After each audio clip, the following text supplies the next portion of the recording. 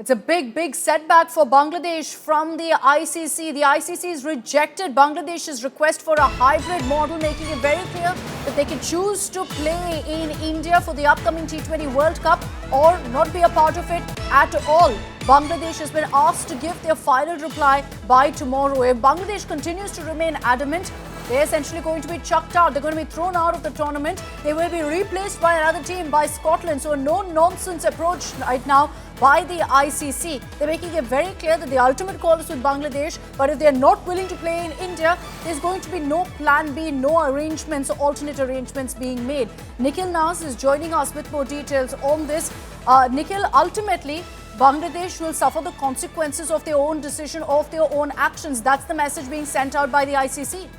In fact, I think it's pretty much sealed on that front, Akshita. And I think it's a very big day in cricket. For the very first time, you'll have a scenario where a team would literally have to sit out of a World Cup because, as you mentioned, that they have refused to move to their stance of not coming to India. So what is it that the ICC has said? And I think this is very important.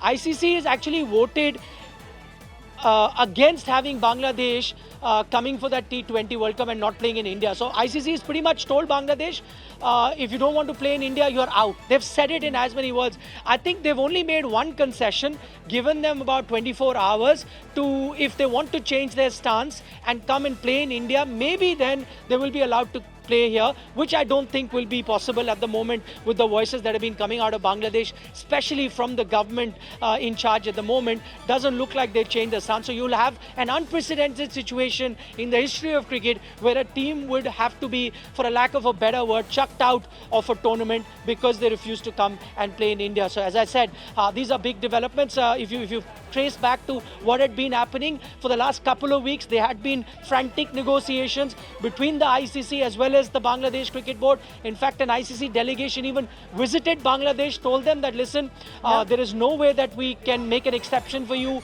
and allow you to play your games in Sri Lanka. We've done our internal assessment. Our internal assessment tells us it's safe for you to come and play in India, and you have to follow up on that. And many people might see it as India versus Bangladesh. Let me make a distinction there. This is the ICC that has voted against Bangladesh. The meeting that happened, it was voted 14-2 in favor of not having Bangladesh in the tournament if they stick to that stance. So only two countries voted in favor of Bangladesh. Who are the two countries? One, of course, Bangladesh, because they're represented there as well in the ICC board.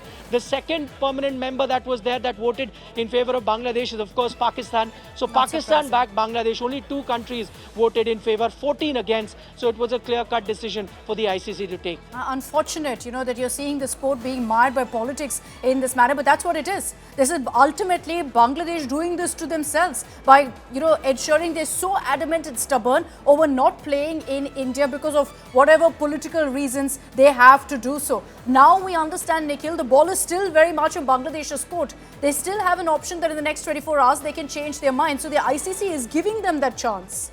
That's right, they are giving them the chance, but will they take the chance? If I had to hazard a guess, Akshita, I'd say that it seems unlikely, and I'll tell you why. Had this been left to the Bangladesh Cricket Board, they definitely would have done a U-turn. Why? Because they have much to lose. One, of course, to sit out of a World Cup. Secondly, there are going to be a lot of monetary losses as well, which a Bangladesh Cricket Board at the moment cannot afford. But unfortunately, the decision now doesn't rest with the Bangladesh Cricket Board. It's the interim government that's taking all the decision.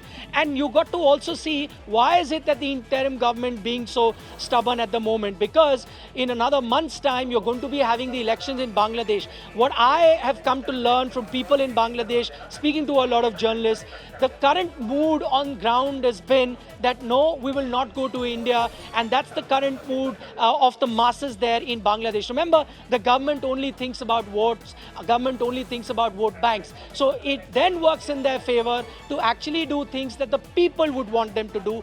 Currently, there is a lot of anti-India sentiment in Bangladesh amongst the masses, and that's why the government is following up on this, even though you will have to crucify cricket in Bangladesh because of that. But I think they're ready to take that risk, which is why I think that U-turn seems very unlikely. Most likely, you'll have Bangladesh being replaced by Scotland in that World Cup.